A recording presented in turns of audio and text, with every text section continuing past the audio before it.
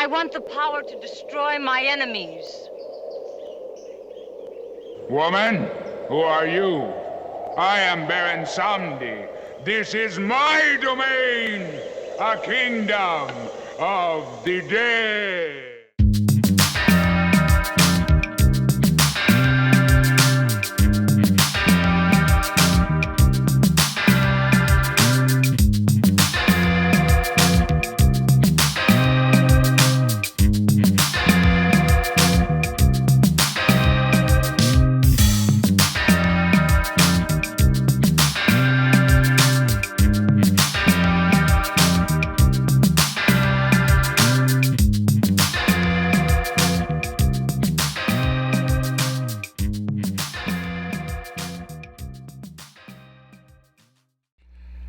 Hey gang, Uncle Todd and Sonny here, and this is quite the film.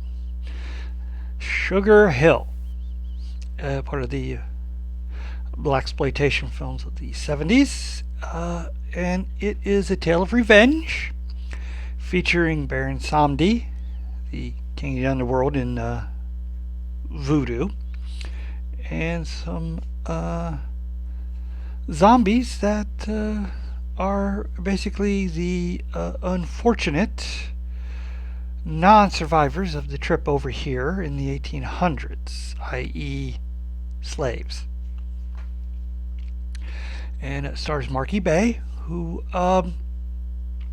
did not have a long film career. Her other major film was also the same year, Roommates, in which she and I think it was 3 or 4 other women, they're all college students who head off on a summer vacation. Well, basically they're going to work, at different jobs, over the summer, and get involved in all kind of sexual escapades.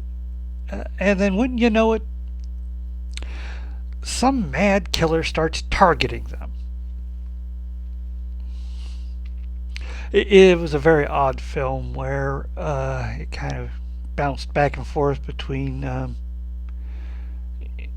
the goofy sex escapades, and then this slasher killer type character was just popping up for some reason, and it all coalesced at the end.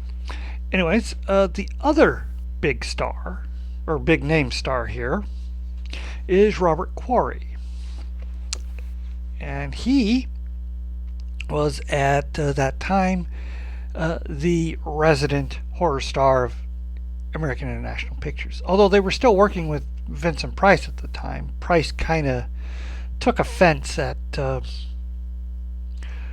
Quarry being brought in and being promoted and stuff, because he'd been making films for AIP for like 13, 14 years at this point. Now all of a sudden he's just not the one anymore. And so this led to a bit of animosity between the two of them. Quarry, of course, gained prominence at AIP for Count Yorga Vampire, and then he did the follow-up, Return of Count Yorga. Death Master, which was just sort of a hippie spin on Count Yorga. Then he and Price made Dr. Fives Rises Again and Madhouse. And Price left AIP after Madhouse, and Quarry also left AIP after this film. They both left in the same year. We start with a guy named Langston, who owns a nightclub and is dating this fashion photographer, Dinah Hill, who he calls Sugar, because she's sweeter than. Anyways, he is approached by Fabulous and some other men about an offer he'd been given. All Mr. Morgan wants to do is make you a fair offer for your club. All straight arrow. Peckerwood, what the hell does Mr. Morgan know about straight arrow? You tell him to shove it. That final? Final. Hey, that's Mac from Night Court, the original back in the 80s. What if we're going to see anybody else from TV? Could be. Well, This isn't going to sit well with Mr. Morgan. A refusal like that. So, when he goes out to his car, it's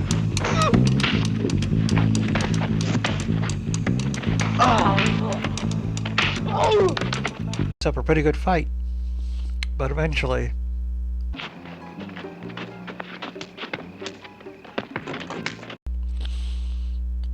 beaten till there's nothing left. And then we meet our villain.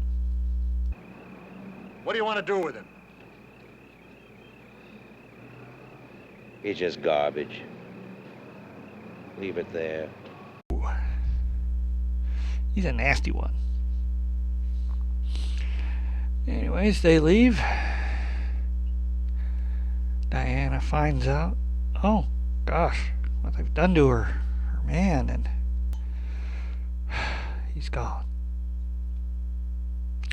Next, we are introduced to Dinah's ex, Lieutenant Valentine on the police force. Long time to get over the fact that you took up with Langston.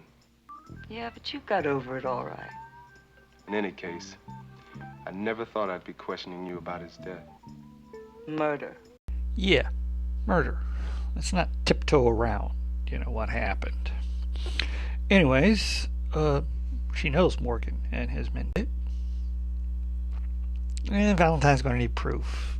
But he'll keep investigating, and don't worry, eventually they'll get arrested and tried and convicted and sent to prison or worse. That's not quite good enough for Diana. So she goes to her old ancestral home where her great-great-grandmother? I don't know. But, Mama Mistrat. I can feel both your anger and your pain. And I sympathize with you. But what can I do? I know what you can do. Hey! That's Mama Jefferson from the Jeffersons. George Jefferson's mother. The one that was always at odds with, Wheezy. Man. Can't wait to see who else is popping up here. Anyways, after a few, little arguments, Mama Matrice takes Dinah to, the swamp and a little altar. And, they need to call on the Baron. And, as he is a greedy god, Dinah offers him her jewelry.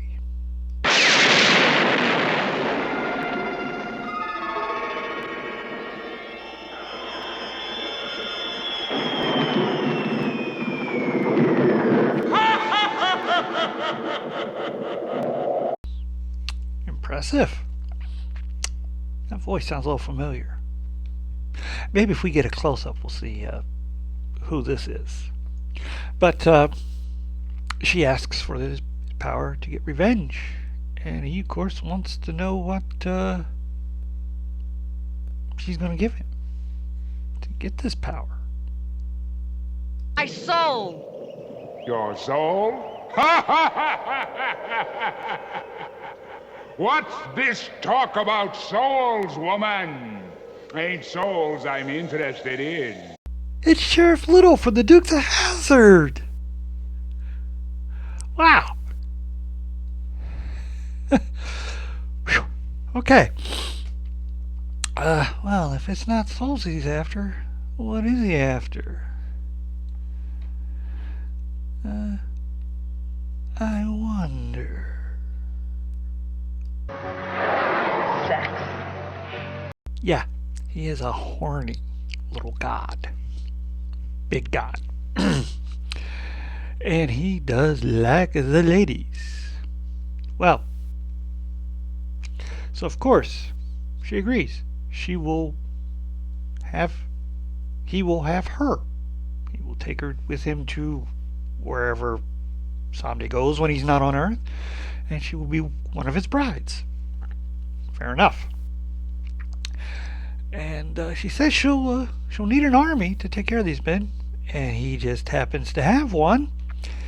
And we get introduced to some of the creepiest looking zombies I think I've ever seen on film. These aren't the kind of zombies, where they're like rotted and, like the Romero zombies. Something a little skin crawling.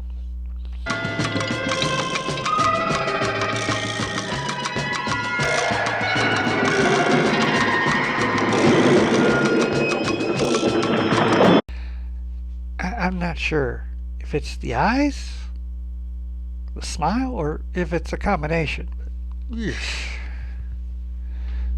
Man, give you the shivers. Well, now that she has her army, first things first, she goes after Tank. He's at the docks, forcing men to pay in order to work boats to unload them. A little unfair, but hey, criminal organization. When he goes back into the warehouse, we then see Diana in her Sugar Hill outfit for when she's getting revenge. Hey, Whitey, you and your punk friends killed my man. He's not impressed, although he's willing to make some time with her. Sex. And then she springs the trap. Please, don't kill me. I didn't mean to do it. He told me to. I didn't mean to. No, please, no. Man, she's colder than they are. I've always found it interesting in these kinds of films where you've got the victim, the original victim, and he doesn't beg, doesn't plead. In fact, he fights as hard as he can against outnumbered odds. And you switch that, and these tough gangsters are all blubbering when the tables are turned. You'll see that a lot throughout this film. Anyways, after that, the police show up to investigate. They eventually find Tank's head in the warehouse somewhere, because it wasn't with the body. And Valentine makes an interesting discovery.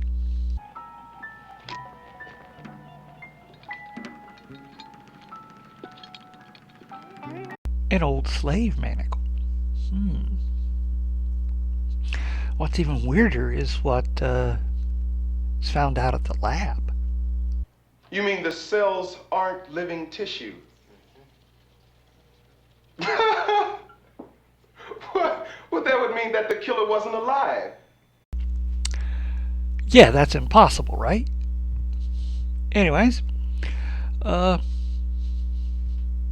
turns out Langston left the club to Diana.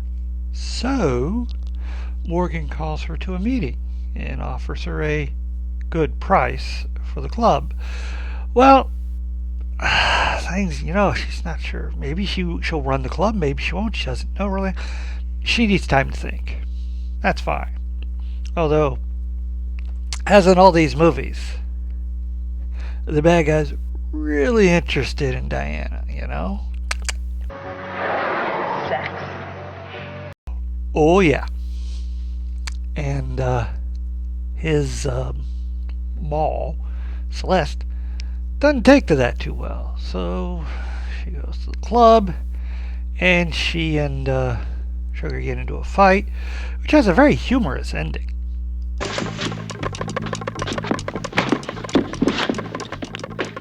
Try this from Sugar.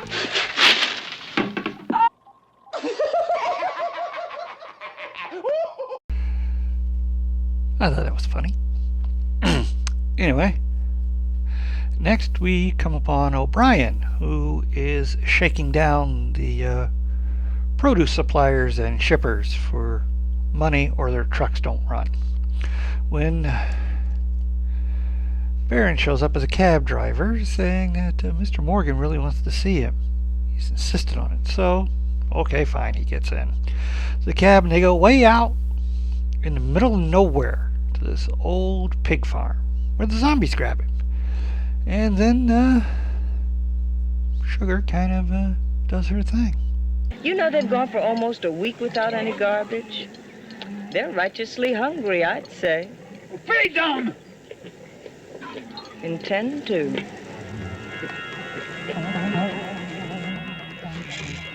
Oh my God! No! Yep. Tossed into a pig pen. And you know pigs, especially if they're hungry, they're more omnivorous than people. They'll eat anything. In fact, they won't leave much behind either. Anyway, once they do that, Sugar gets to pop off a pithy one-liner. I hope they're into white trash.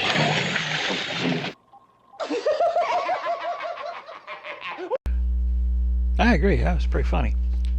Anyway, after this second death, once again, Valentine goes to talk to Diana and gets pretty much nowhere with her. But he has been noticing some strange things about these two deaths. Meanwhile, we get a third one as henchman Georgie gets picked up by Sugar. Sex. Yeah, I think we all get that at this point. Anyway, goes back to her apartment, and the Baron puts him under a voodoo spell.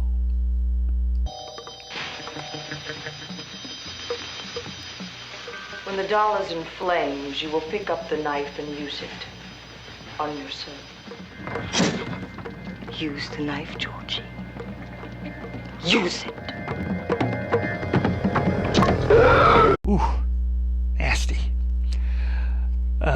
Oh, speaking of nasty, Morgan gets a present the next day. The hell is that? I don't know. Oh! A heart! God. Ooh, that was nasty. Nastier than anything else. Anyway, while that's happening, Valentine goes to the university, to the voodoo history department. Yeah, I didn't know they had such a thing either. There, the professor gives him a lot of information about the shackle and how it's to be a very powerful obeah. I can't remember the names. I'm never good with pronunciation. And stuff about hexes and stuff, which is just what he happens to be looking for.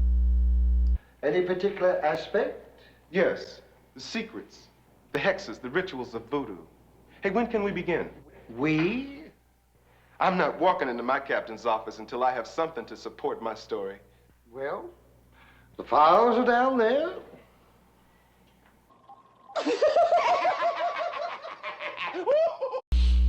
That's a good joke. Anyway, Morgan is getting a little worked up over the, men getting taken out, him getting gory presents in the mail, or special delivery. So he sends out his other men to go find out anything. Who's behind this? Somebody's got to know. Well, King goes to shake down a bar, he knows, and doesn't go the way he thought it would.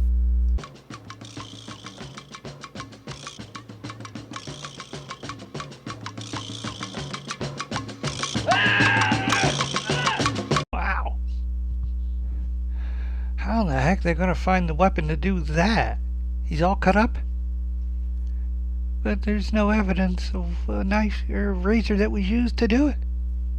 And voodoo dolls are very helpful. Well, Valentine questions the only witness, and all he'll say is he don't want to see anything like that again. Well, who were they? They looked like corpses.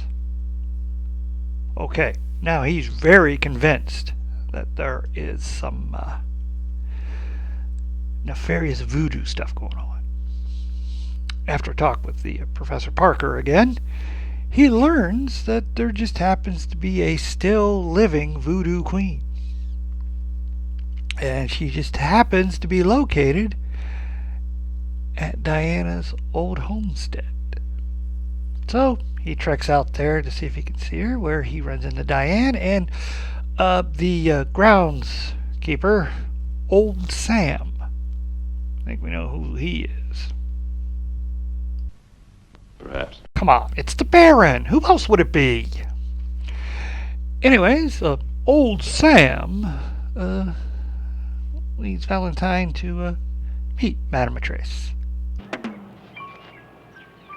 This man is not a believer.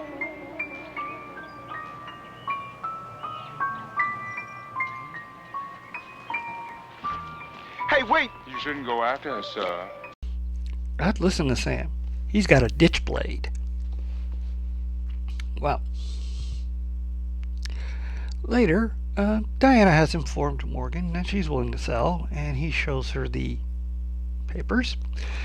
And she's not too thrilled with the price. He's greatly undervalued the club's worth. And after some haggling, he agrees to give her an extra $10,000 cash under the table. So he gets the $10,000 together, gives it to his henchman Baker, and sends him off to deliver it. And when he gets to her apartment, he's grabbed, and for his punishment, if you don't like slithery things, you might want to skip this next scene.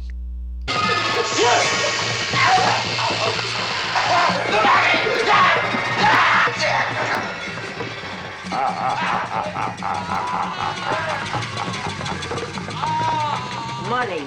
The answer to everything. She didn't keep the money? Well, it's sort of blood money against her one great love, but surprised she didn't give it to the Baron. He's greedy, you know. But, you know, I think he appreciated the poeticness of it. Anyway, she then notifies Morgan. Guy never showed, so he sends out fabulously, gentlemen. He sends him out to get either Baker or the money. He doesn't care which, but he wants one or the other. And Fabulous takes a break. He has his usual Tuesday date at the massage parlor, so Diana bribes his usual masseuse to take the night off, and then posing as one of the masseuses, he doesn't see her, his back's turned, she offers him a group rate on a little party, which he happily accepts.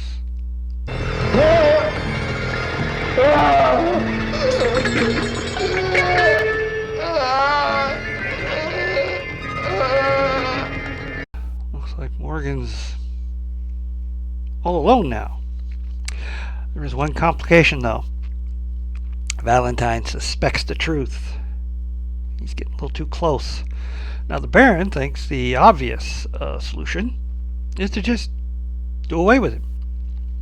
No, he's not part of her revenge. So, the Baron comes up with another way to stop him.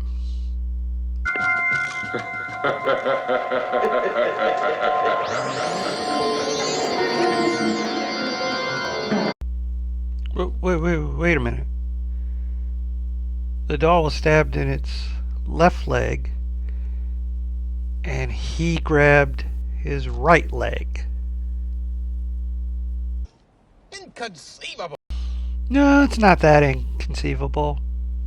Somebody just wasn't paying attention. Then again, a lot of times you can't go back and do retakes on this kind of stuff. Anyway, he is now in the hospital, out of the way, with a broken leg, although, strange enough, he's not feeling any pain. Awfully nice of them. Well, we're getting up to the big climax. Diana calls Morgan and lets him know she's changed her mind. She's not selling. Well, this upsets him. And he says he's going to come over to her apartment and hash this out. And she says she's not at her apartment. She's at her old place, out on wherever the road is. And he says, "All fine." And she says, "Don't bother," and hangs up. Well, he gets out a gun, and he's going to head over there because he is very impulsive. And stupid. That too. So he gets there, and he goes inside, and does not like what he finds.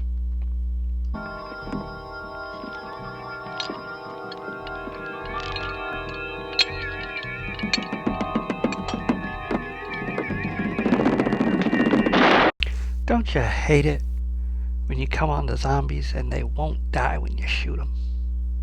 Well, anyways, he runs out, leaving Celeste behind in the car as he heads into the swamp. But don't worry, she meets some new friends.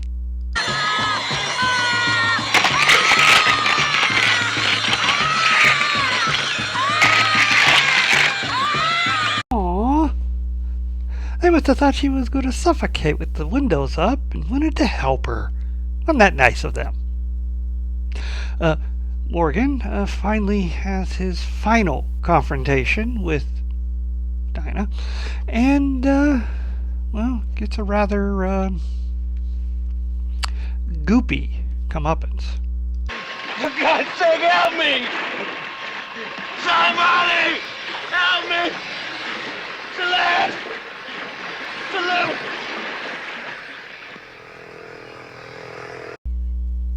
Rather satisfying in a way. Well, as for Celeste, well, our vengeful woman has come up with an interesting compromise with the Baron. Yes, the price I asked for our bargain. Cheap at that. Of course, I would prefer you. But she will have to do, at least for now. A proverbial fate worse than death, maybe? Well, considering Celeste was rather disparaging of people of African descent and threw the N-word around a lot, yes, that would be a pretty fitting fate for her. Before leaving, he does have a present for Diana. Goodbye, Sugar Hill. A gift for you. Bye. Won't you join me? Oh, he gave her his cane. She's now a true voodoo queen. And Celeste, she joins him like she has any choice.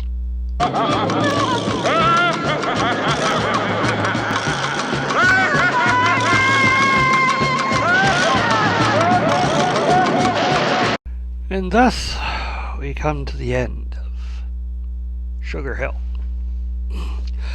I like this film. It's a fun little zombie romp. This was post Night of the Living Dead, but that really hadn't taken off yet. There were a few films that came out in the interim between that and Dawn of the Dead where the whole zombie eating thing became the standard for zombie films. But most of them were more voodoo oriented, like this one. There was also Paul Naschy's Vengeance of the Zombies and Garden of the Dead, which was not a voodoo type, but it didn't really have them eating their victims, just doing away with them. But yes, this is a very campy film. I like how she has like two looks. There's her secret identity look of Diana Hill, who, has the wigs with the long brown hair and the trendy dresses and things. And then there's the Sugar Hill outfit with her natural afro and the jumps pantsuit kind of thing. I just kind of like the way that shifts back and forth for when she's in revenge mode and when she's like in her doing her day work. And, Marki Bey does a really good job. In fact, everyone in this film does a really good job acting wise. Robert Quarry does a pretty passable Southern accent. This is, I think, supposed to be in New Orleans or somewhere south like that. Don't know of too many swamps in California. And they had shots of like alligators and water moccasins and things. I don't think those are indigenous to California. Florida, yeah. Louisiana. All those kind of places. North and South Carolina. You know, all those places. Yeah, they got swampland. But anyway. But I can see why Quarry was getting dissatisfied with AIP. He had been the lead villain in 3 films. And then he shared the spotlight with Price in Dr. Fives Rises Again, but he had more of a... It wasn't like a co-villain thing where they got equal time. He was very much the lesser of the two in that one. And Madhouse, he had like a supporting role with no villainy at all. He was just kind of a scummy film producer. And then in this one, he's not on screen a lot. They cut back to his apartment now and then, but he really doesn't do much except insult people and rage and put down his mall because he's more interested in sugar, you know. Although he really gets to shine at the end where he's running around scared, sweaty, horrified, you know. He gets to do some acting there, but for the most part he's just kind of starting out suave and then getting more frazzled as the film progresses. Really love the zombie effects. Those eyes and the dusty, cobwebby, moldy look of the zombies. Seriously, these are probably some of my favorite looking zombies. I mean, I know everybody has, you know, loves Tom Savini in his work on Dawn of the Dead, Day of the Dead, the remake of Night of the Living Dead. You know, and he makes really good, nasty looking, rotted zombies, but I kind of like these. They look otherworldly because Baron Samedi is otherworldly himself, and I love the actor playing him. That laugh, it rivals the guy who used to do the 7-Up ads. You remember his laugh? You know, ha ha ha ha ha, the Uncola. You know, he played a zombie master himself in Live and Let Die, although that was all fake. Anyway,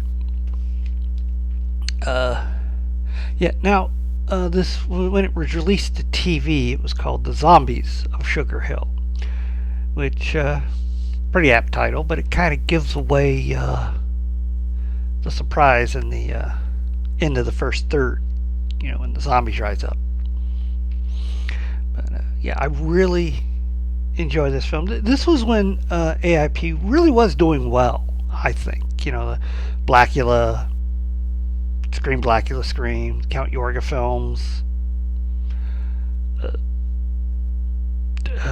House on Skull Mountain. Well, that was marred a little bit by having the hero be Victor French from Little House on the Prairie, and everybody else is, you know, African American. But other than that, you know, it's more of a voodoo, but no zombie in that film. But yeah, I really liked that era of AIP from the 70s. But after the Blaxploitation kind of fell out of popularity, AIP kind of floundered too. Although they did get to make Amityville Horror, which was probably their last really good film. But yeah, Sugar Hill is a guilty pleasure for me.